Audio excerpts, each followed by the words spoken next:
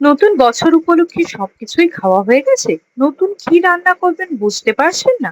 চলুন তাহলে আজকে ঘরোয়া উপকরণ দিয়ে হাই প্রোটিন লো ক্যালোরি একটা রেসিপি বানিয়ে ফেলি।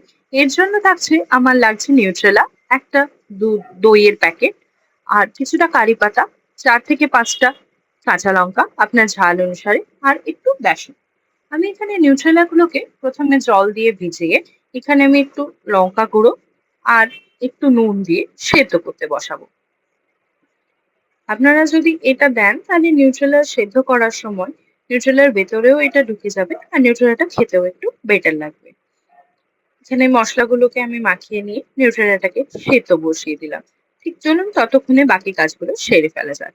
এবার আমি দইটাকে নিয়ে, এটা টক দইয়ের প্যাকেট, একটা প্যাকেট টক দই নিয়েছি। আপনারা যতটা কোয়ান্টিটি বানাতে চান সেই হিসেবে ব্যবহার করতে পারেন। তার মধ্যে 3 চা চামচ বড় চামচের বেসন মিশিয়ে দেব। এবার এর মধ্যে কিছু বেসিক মশলা, 1 চামচ মতো নুন, 1 চা চামচ মতো লঙ্কা গুঁড়ো দিয়ে এটাকে ভালো করে মিশিয়ে নেব। এই সময় কিন্তু জল ব্যবহার করবেন না।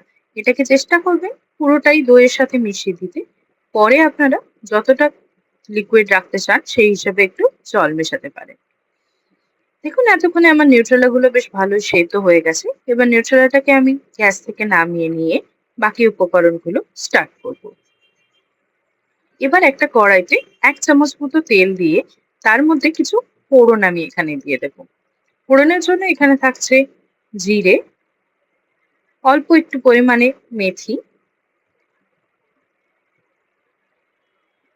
আর 2 থেকে 3টে শুকনো লঙ্কা। এবার একটুখানি নাড়াচাড়া করে নিয়ে আমার যে কারি পাতাগুলো আমি রেখেছিলাম সেই কারি পাতাগুলো এর মধ্যে দিয়ে দেব। খুব বেশি তেল দেওয়ার কিন্তু এখানে কোনো প্রয়োজন নেই।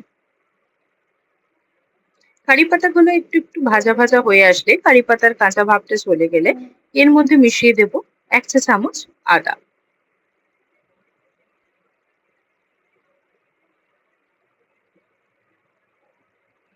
এবার আদার কাঁচা গন্ধটা চলে গেলে ভালো করে নাড়াচাড়া করে আমরা যে দইয়ের ব্যাটারটা রেডি করে রেখেছিলাম সেই দইয়ের মিশ্রণটা এর মধ্যে মিশিয়ে দেব।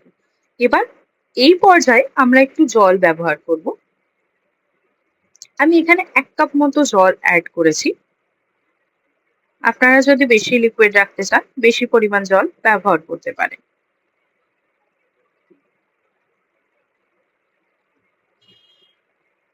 এবার এটাকে কিছুক্ষণ নাড়াচাড়া করে নিচে দেখবেন নিচে যেন লেগে না যায়। গ্যাসের ফ্লেমটাকে খুব বেশি হাই করার দরকার নেই, লো টু মিডিয়ামে রেখে কিছুক্ষণ ফুটতে দেব।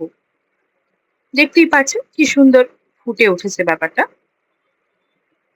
এবার এটাকে একটু ভালো করে নাড়াচাড়া করে নেব।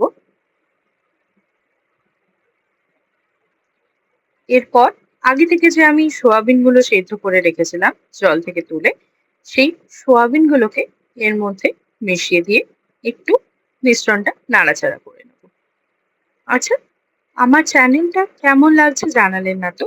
যদি আমার চ্যানেলটা ভালো লেগে থাকে তাহলে প্লিজ একটু সাবস্ক্রাইব করে দেবেন এরকম চটজলদি রেসিপি পাওয়ার জন্য। আর আমার ভিডিওটাকে একটু লাইক, কমেন্ট, শেয়ার করে দেবেন। এবার অন্য একটা পাত্রে অল্প 1 চামচ পরিমাণ তেল নিয়ে আমরা উপর থেকে একটা ঢেলে দেব। এর মধ্যে থাকছে 1 চামচ কালো জিরে, 1 চামচ পরিমাণ মেথি, 1 চামচ পরিমাণ জোয়ান, 1 চা চামচ গোটা ধনে। দেখবেন মশলাগুলো যেন পুড়ে না যায়। আমার এখানে তেলটা বেশি গরম হয়ে গেছিল তাই আমি গ্যাসটা বন্ধ করে দিলাম। আপনারা যদি চান গ্যাস বন্ধ করে করতে পারেন। এরপর এর মধ্যে 1 চামচ মতো হিং দিয়ে আগে থেকে কেটে রাখা যে কাঁচা লঙ্কাগুলো ছিল সেটা দিয়ে একটু নাড়াচাড়া করে 1 চা চামচ কাশ্মীরি রেড চিলি পাউডার মিশিয়ে দেবো।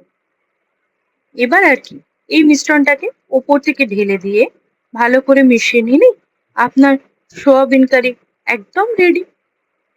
দেখুন কি সুন্দর এখানে ফুটতে শুরু করেছে সোয়াবিন গুলো দেওয়ার পর। এবার আমি ওপর থেকে ওই মিশ্রণটাকে মিশিয়ে দেব।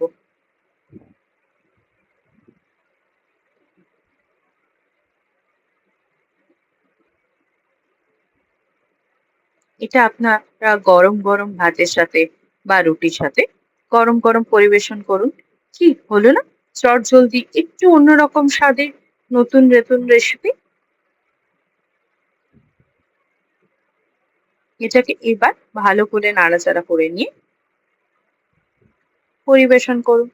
আর যদি আপনারা মনে করেন যে আর একটু পরিমাণ শক্ত রাখবেন, আর উপর থেকে চাইলে একটু কাসুরি মেথি আমি এখানে ছড়িয়ে দিয়েছি। কাসুরি মেথিটা অপশনাল। যদি আপনারা চান আপনারা ব্যবহার করতে পারেন।